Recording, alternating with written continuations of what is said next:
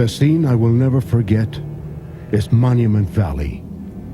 It is a place you can't believe how it came to be put there.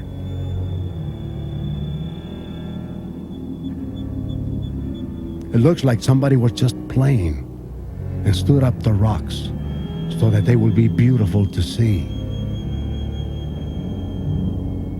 I think the Great Spirit put them there for us.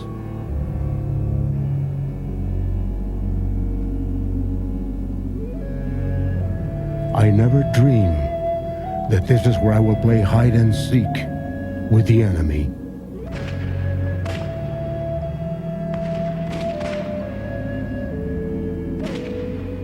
But this is the West that dreams are made of. The West that has inspired 1 million fantasies and darkened movie theaters.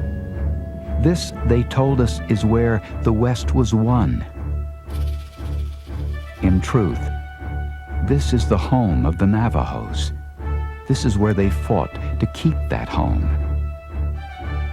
Just as their kinsmen, the Apaches, fought.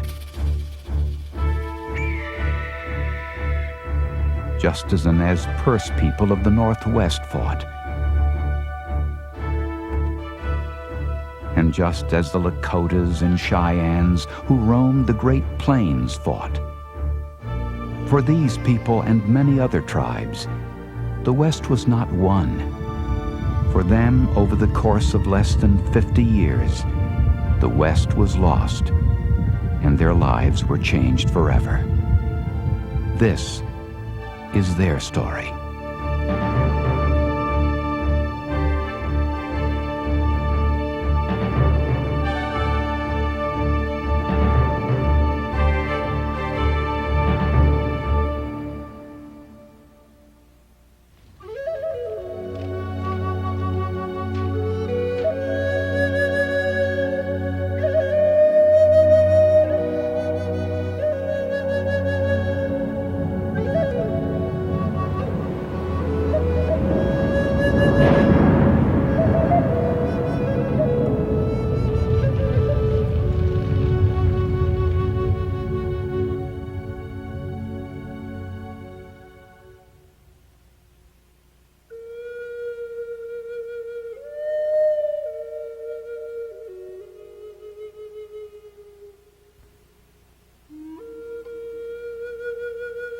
They made us many promises, more than I can remember.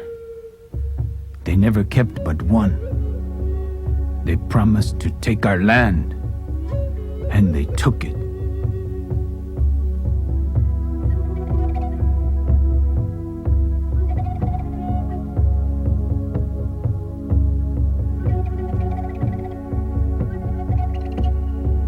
(1492). The Spanish are the first to come. And then the French, the Dutch, the British, all hoping for a piece of what to them is a brave new world. But it is not a new world. You can see the evidence all over America, especially in the great Southwest, where the remains of intricate, ingenious dwellings stand as testimony to the knowledge and skill of ancient native peoples. Nobody discovered this. We were already here. And if I go today to Spain and say, well, I'm discovering Spain, I think the Spanish would be quite surprised and irritated. Or if I go to England and say that, I think that America needs to learn its own true and correct history.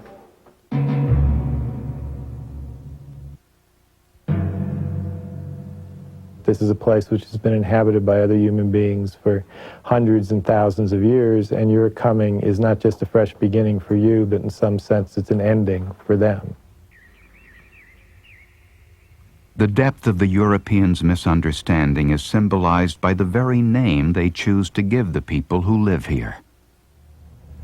The whole word Indian is wrong. It's a misnomer.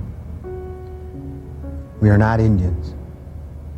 We are members of free and independent nations. We are Lakota, we are Cheyenne, Apache, whatever. We are members of our own nations. First, there was no word for all the native inhabitants.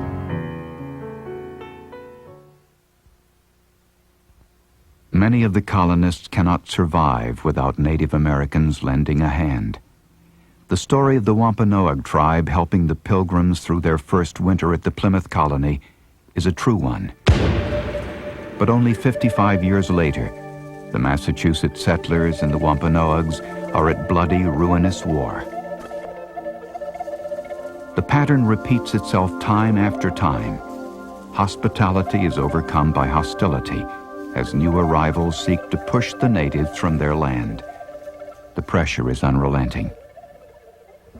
The main thrust was simply to move the Indians out of the way of the colonization patterns. Whether this was to be done through persuasion or through warfare is not so important as the ultimate goal to eliminate them as a significant factor in the colonial possession of their imperial domains. Along with their land lust, the Europeans bring something with them that is unimaginably deadly, a silent mass murderer that will devastate the Native American population: disease. No science fiction film can come close to depicting the horror brought from across the sea. The tribes have no immunity to these new foreign plagues. It is the single greatest human catastrophe in the history of the planet. That the estimates of Indian loss of population in the Americas run into the 90% or more. Whole peoples disappear and merge with other peoples. Cholera, whooping cough. Many tribes of the Great Plains keep what are called winter counts. On an animal hide is painted a history of the people. Each year is noted with a drawing that symbolizes the most significant event of that year. The impact of the white man's epidemics is vivid.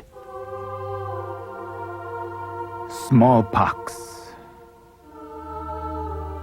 Measles.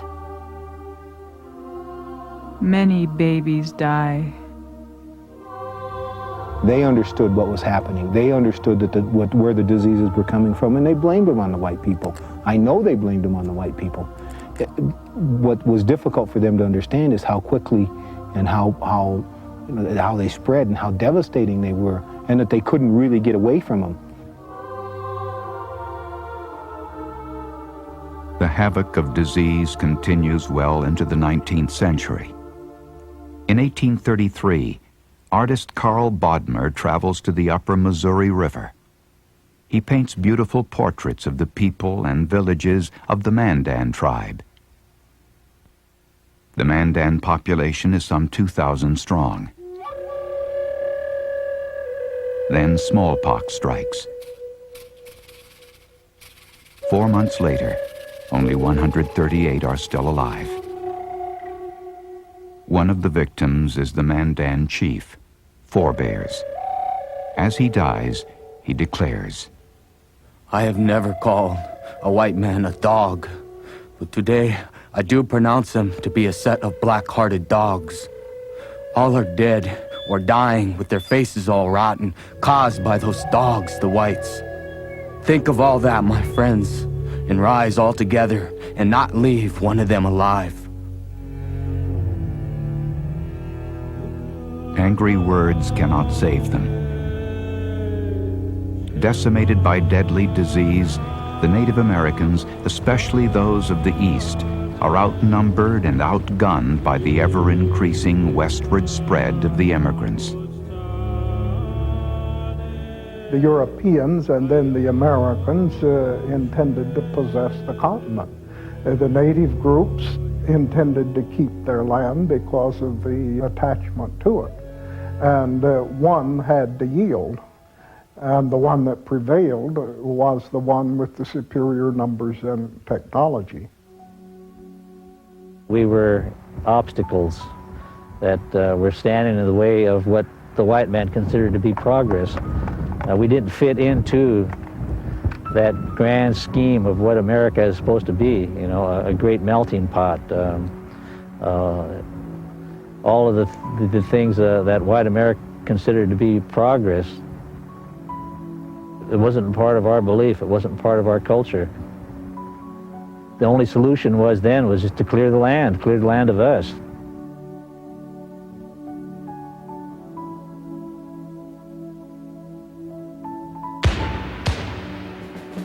Victorious in its war of independence, the new United States expands west more rapidly than anyone can imagine.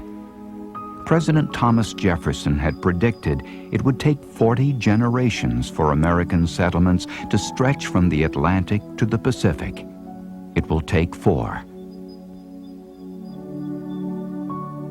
For tribes in the West, time is running out.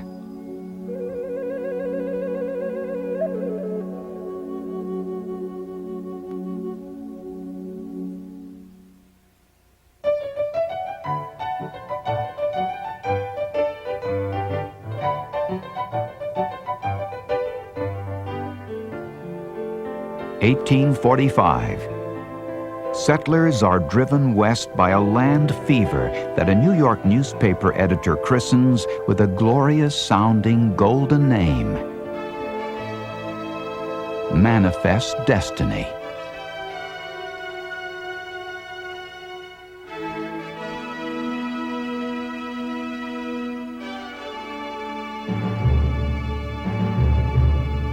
Those who articulated the concept of manifest destiny took their slogans right out of the Bible. God had commanded his people to conquer the wilderness, to subdue the wilderness, to make it blossom with the fruits of civilization. God had commanded it, and so let's go out and take it.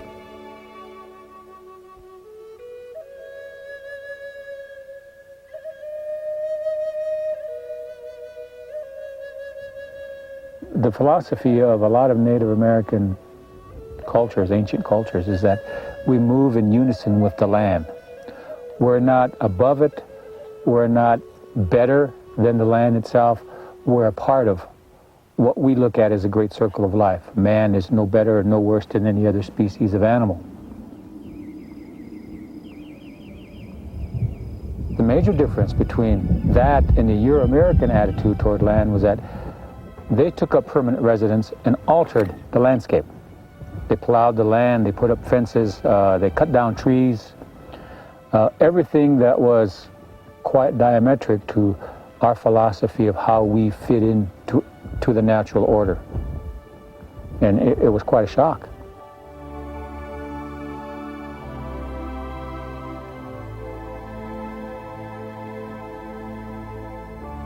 In 1846, Manifest Destiny leads the United States into war with Mexico. The U.S. is victorious and almost doubles in size, adding more than 500,000 square miles to its sovereign territory, including California and most of Arizona and New Mexico. But for the United States, expansion has a price. The powerful Navajos, known as the Lords of the Earth, have defended their homeland from first the Spanish, then the Mexicans. Now they will fight the American soldiers. The United States military builds a chain of forts throughout the Southwest to protect its new citizens from Navajo attacks. The Americans were incredibly naive. They knew very little about the history there. They knew very little about the complicated relations between various Indian peoples and the New Mexicans. They were people who come in simply not understanding the situation they face.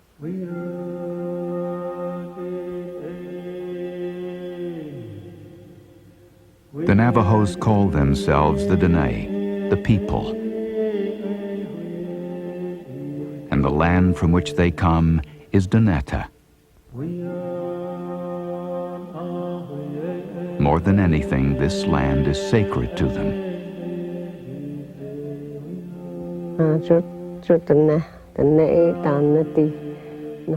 The Navajo beliefs are that the Great Spirit gave us this land, and that he gave this land between the 4 sacred mountains and said, "This is yours to keep. You will live here. And between these 4 sacred mountains, you will be protected by me." That's a belief we hold strong, and that is why we fought for the land.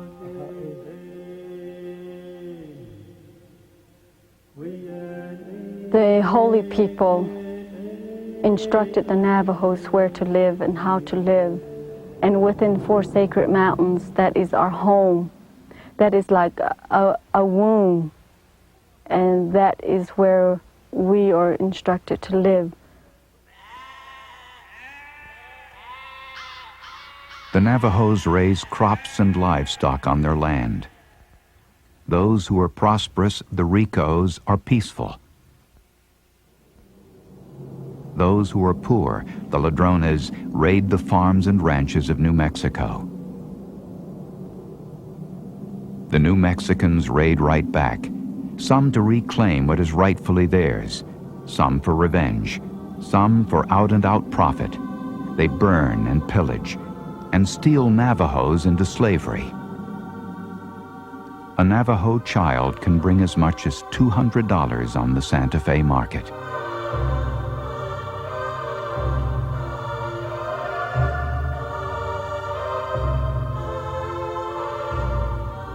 Christian religions at the time felt that it was perfectly right that they should buy these slaves and educate them to the ways of the Catholic Church or whatever church there was at the time, because they were actually doing the Navajo a favor by civilizing them.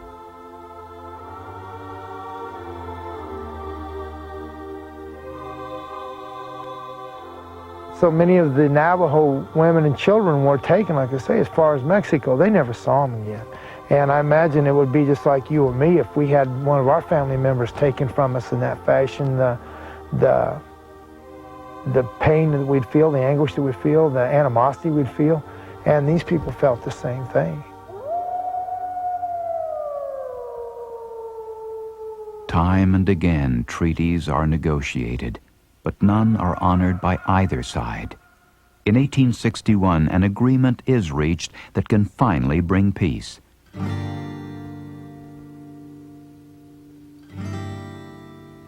But any last shred of hope disintegrates in a whiskey haze on September 13, 1862 at Fort Fauntleroy, Arizona Territory. Volunteer soldiers and Navajos are spending the day drinking and gambling on horse races.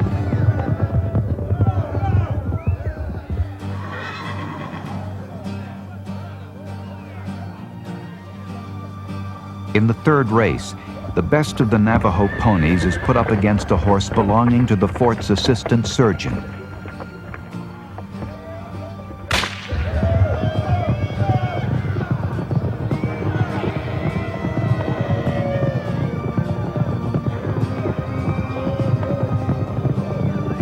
As they approach the finish line, the horses jostle each other. The soldiers claim victory. The Navajos demand a rematch. The soldiers refuse. Gunshots.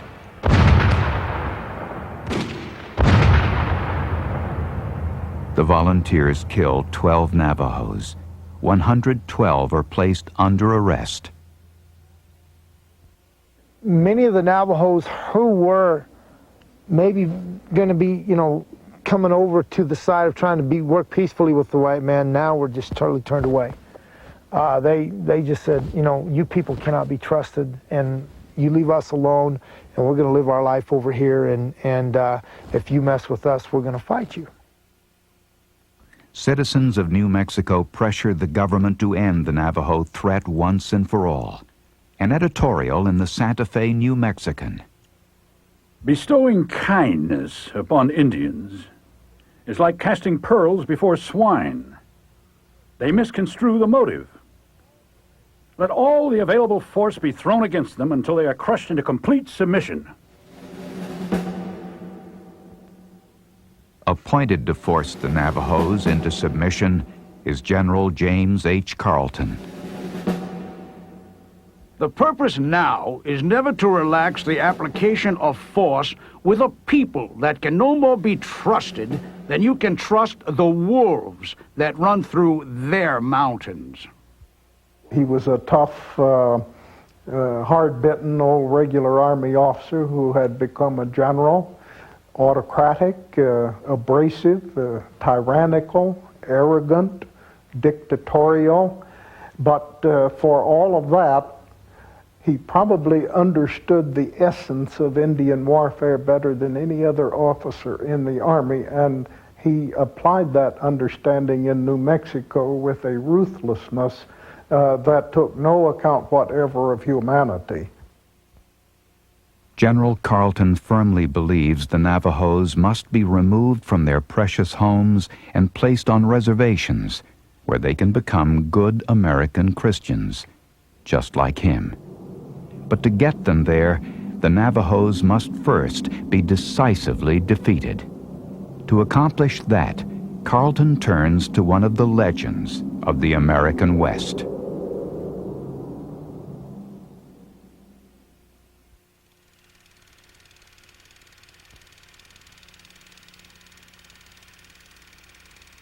Kit Carson has been portrayed in stories, movies, and television shows as a dashing, gun-toting good guy. The reality is somewhat different. Carson stands just 5'6", with slumped shoulders and an ordinary face. He's a guide to the famous explorer John C. Fremont and becomes an expert hunter, tracker, and Indian fighter. General James Carleton decides that Carson is just the man to drive the Navajos from their homes. Kit Carson was an illiterate, uneducated old mountain man who seemed to have an authority figure or a father figure. And General Carleton supplied that father figure. Kit Carson carried out Carleton's will unquestioningly, and he carried it out efficiently. July 1863, Carson begins his pursuit of the Navajos. The words of warrior Gus Big Horse. Once, Kit Carson was our good friend. We called him Rope Thrower. He could do tricks with a rope. That is why we called him that. We never think of him as a soldier, as fighting against us or taking prisoners. We Navajos will never have the heart to forgive Kit Carson. Big Horse's mother and father are two of the first Navajos killed in the Kit Carson campaign. His daughter and grandson recall Big Horse's story. When he found that his parents had been killed, he felt very sad. At this point, his mother and father were the only people he knew. Losing his mother and father was like losing his whole world, and he didn't know what to do.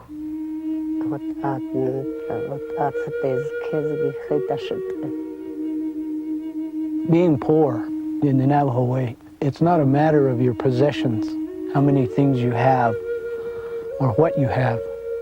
What to him being truly poor is when you lose your mother and father and you lose your family. That is being poor. The orphan Big Horse joins the forces of Navajo leaders Barboncito and the man they call the Angry Warrior, Manuelito, known to Navajos and soldiers alike as a master strategist. There are few direct confrontations with Carson's men. The Navajos are skillful and elusive. But Carson uses a strategy that will prove far more lethal to the Navajos. he turns their land into scorched earth, burning their homes, slaughtering their horses, sheep, and cattle, torching their orchards and crops of corn. For those people that actually had that happen to them, it was once again, it was a profanity to their life. It was not just a physical act of destruction, it was a spiritual act of destruction, and the people did undergo shock. They lost everything. They were totally devastated. Carson was completely successful in his destruction of what the Navajos could use to live off of. Winter. Many Navajos are cold and starving. Carson's scorched earth campaign is slowly choking the Navajos to death. But his commanding officer, General Carleton, is furious that the Indians are not surrendering as quickly as he has promised his superiors in Washington.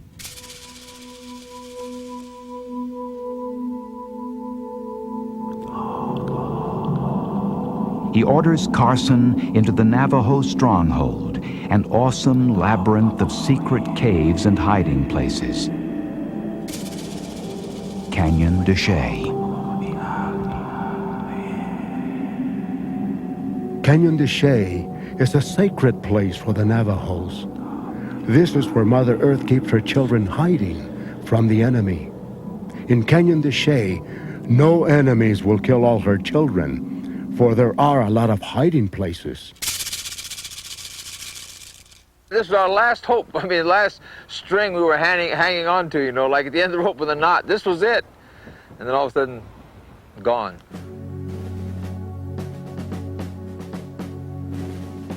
Carson's men storm through the Navajo stronghold.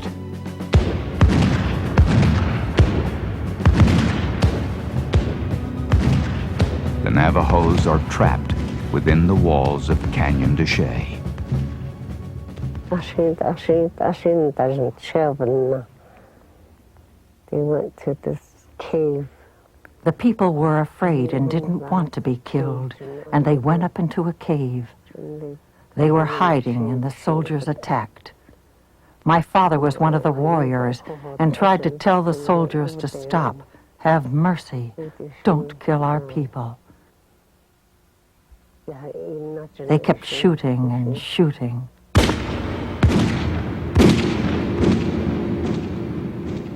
I guess they just reached a point of panic where they started jumping off the cliff, going out of the cave and jumping off the cliff and killing themselves, saying they didn't want to get shot by the soldiers. They didn't want to get shot by them, and they didn't want to be taken prisoner. And so rather than face either one of those two, they jumped off the cliff and killed themselves.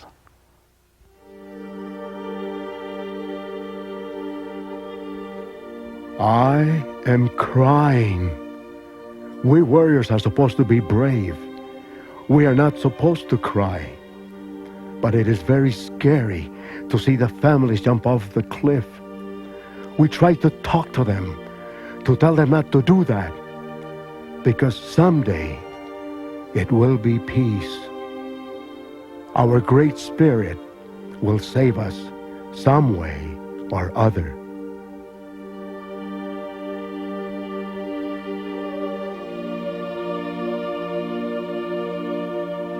Exhausted, frozen, threadbare, and starving, the surviving Navajos begin to surrender.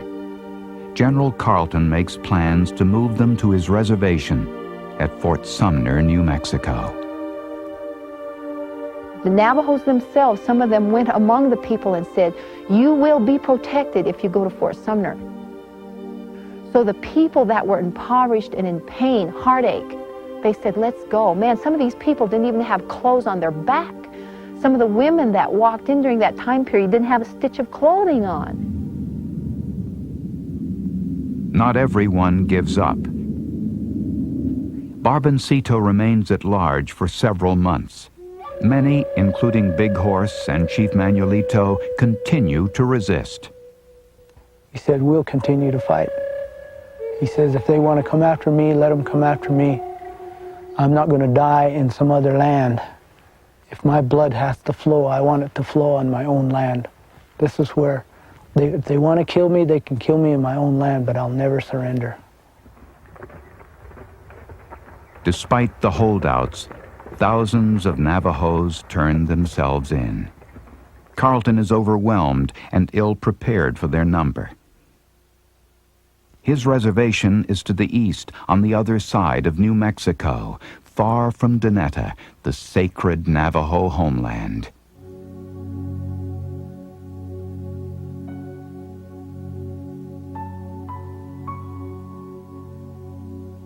There are neither enough wagons nor horses for the Navajos. Already destitute and weak, most will walk more than 300 miles.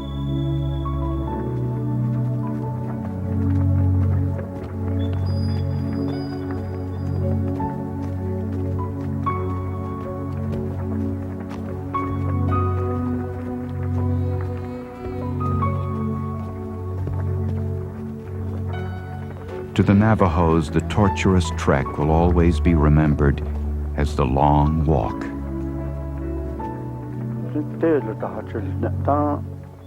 When the long walk happened, my grandfather said the people really suffered.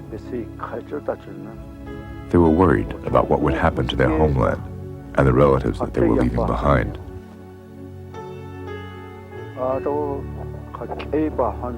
They were worried about losing their way of life. It was a terrible hardship. In many cases, it was a forced march. You talk about the Bataan Death March and stuff. It was a forced march. It wasn't one where the people were, okay, we'll let you travel as far as you can go today, and then we'll rest, and we'll give you food, and we'll take care. No. We're going to march from sunup to sundown. We're going to get you up again at sunup, and we're going to take you far, as far as we can get. And if you can't keep up, we'll kill you. Gus Big Horse tells his children about the long walk. The long walk is a tragic journey over the frozen snow and rough rocks. People are shot down on the spot if they say they are tired or sick, or if they stop to help someone.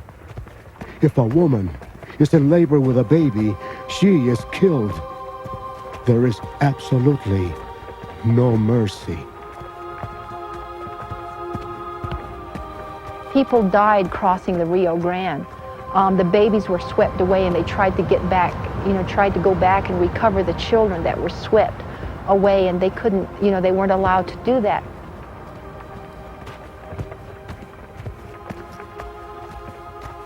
A man whose great-grandfather fought with Kit Carson says the soldiers were following orders. If you didn't follow those orders, they would take you out and shoot you. I think that many of them held back, but if somebody happened to come up and said, you will shoot, you was either branded a coward, and of course, back in those days, it was a death sentence if you was a coward. Yes, of course it was inhumane. It was not intended or planned to be inhumane. The inhumanity grew from the decision to move a people so completely wedded to their home country to a distant place. The inhumanity grew from inadequate preparations and simple incompetence, but nonetheless the result, whether intended or accidental, was indeed inhumanity. The Navajos who make it to the reservation at the end of the long walk pray that their horrifying ordeal is over. But it is just beginning.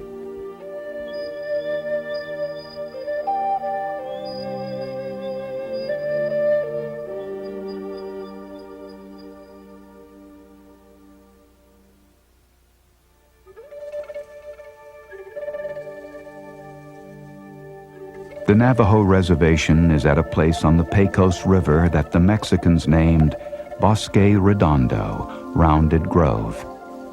The Navajos call it Hueldi, the place of despair.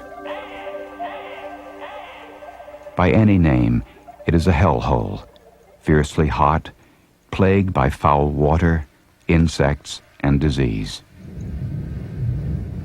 But General Carleton modestly dubs this desolate place Fair Carltonia. He is confident that his noble experiment will be successful. Soon they will acquire new habits, new ideas, new modes of life. The old Indians will die off and carry with them all latent longing for murdering and robbing. The young ones will take their places without these longings, and thus, little by little, they will become a happy and contented tribe, and Navajo wars will be remembered only as something that belongs entirely to the past. I think they were bewildered, that they could be taken to a place like this. Barboncito put it very well. He said that this land is hostile to us. He said that when the rattlesnake bites us here, we die. The Navajos are put to work building barracks for the soldiers who guard them. They dig irrigation ditches and try to farm as per Carleton's orders. But nothing grows here. When they planted, there was too much alkali in the soil. People that have been planting and farming for the last 300 years, for the last 1,000 years, suddenly couldn't plant anything and bring the earth to fruit.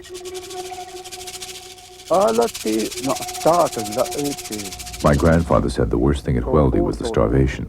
The warriors couldn't hunt, couldn't fend for themselves. Food was scarce. He said that for food, they would have to steal the army horses, butcher them, and eat them. My grandfather said they were so hungry that they ate their own moccasins.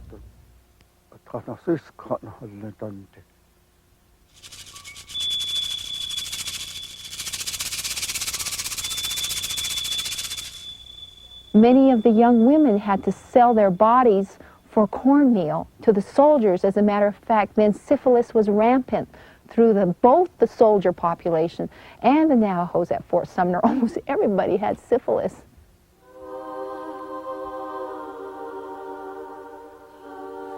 Whenever a soldier would appear in their camp, in their midst, people would go over there and then they would say, "Shinat Ani, meaning my master, let us go home, let us go home." People would hold out their hand like that. Carleton's experiment is a disaster. Even the New Mexican civilians, so supportive of his and Kit Carson's campaign to defeat the Navajos, turn against him. Judge J.G. Knapp writes open letters to Carleton in the pages of the Santa Fe New Mexican. These human beings, rendered miserable by your inhumanity and unmerciful conduct, search among the dung of horses and mules, in the stables and corrals, and contend with the crows for the few grains of corn which those animals had voided entire.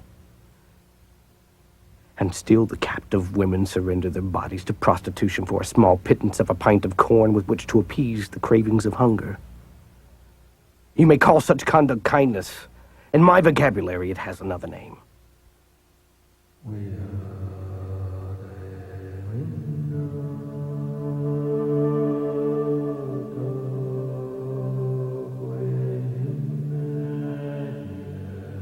Among all the horrors of Bosque Redondo, perhaps the worst is the wrenching separation from their homeland.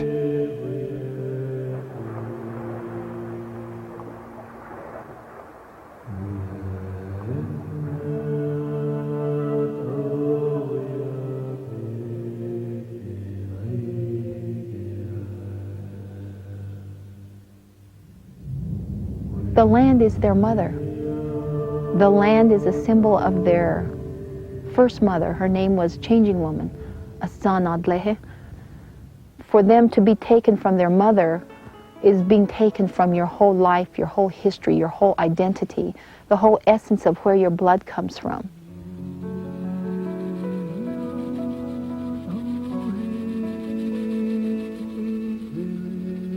These people removed from a homeland to which in the most sacred of ways they were wedded.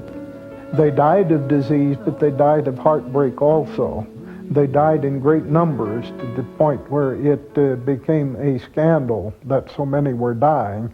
And within a matter of 2 or 3 years, it became abundantly plain to everyone except General Carleton that this was a horrible failure. By now, finally worn out, even the great warrior Manuelito has surrendered. But many still remain at large in the canyons and mountains back home. They pray for those imprisoned far away.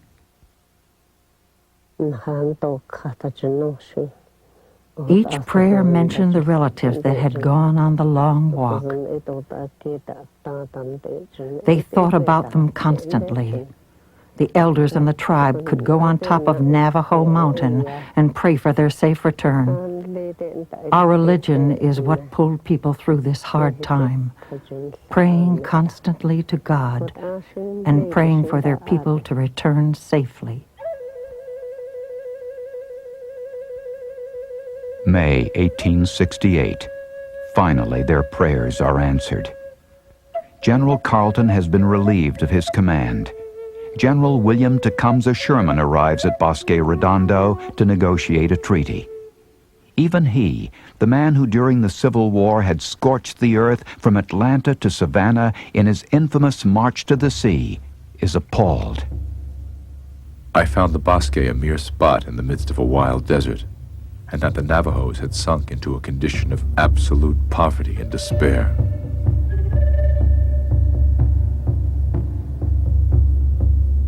Sherman listens as the Navajos tell him what they have endured. He says they can go home. When the people realized that they could come back, I understand they were totally overjoyed, just the way I am crying. 4 years after arriving at Bosque Redondo, the Navajos begin another long walk. This one back to their homeland, Donetta. There was an elderly lady that when she saw the top of Mount Taylor, one of our sacred mountains, she was so overcome with happiness that she passed out. After 3 days, she died. It was so sad because she was so anxious to get home. I guess she pushed herself too hard.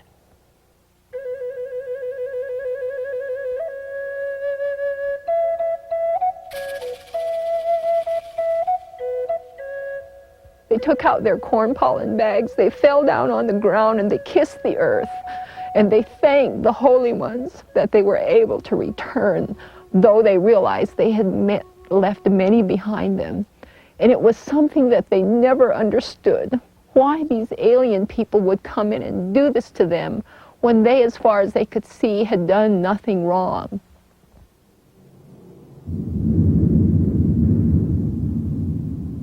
The Navajos believe that the good rain that helps things grow and quenches thirst always comes from the east. They say that as they returned from the prison camp in the east, a huge thundercloud followed them all the way.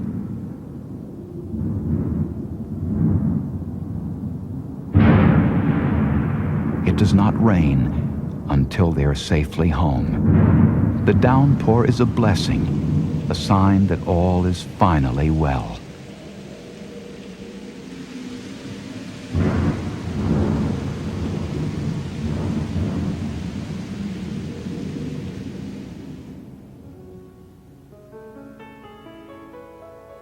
Never again will Navajos raid or go to war.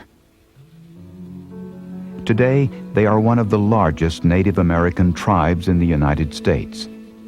More than 250,000 strong, they live on a 16 million acre reservation the size of New England, the Navajo Nation.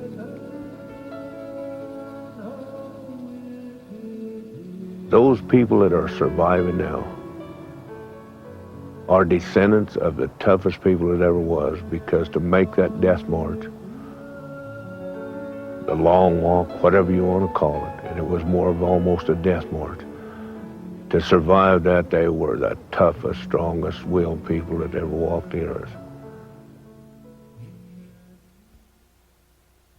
It has been said that to the Navajos, the long walk happened just last week. Harry Walters will always remember the words of his grandfather. He said, a great many people died for this land. You know, blood was shed. He says, this is what it costs. This is what it costs so that today that we can go any place, walk around, do anything, worship the way we want to on this land. He said, it costs a lot of lives. He says, take care of the land. Take care of the sheep, the horses that you have, your home, your children. He said, we paid a great price for these. That is why they return here to Hueldi, to Bosque Redondo. They have made a monument of stones, rocks brought to this terrible place from the wondrous place, their sacred land, Donetta.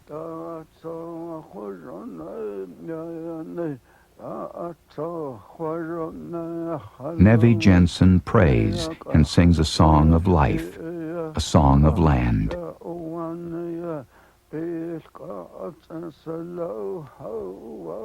A song of the beauty of home.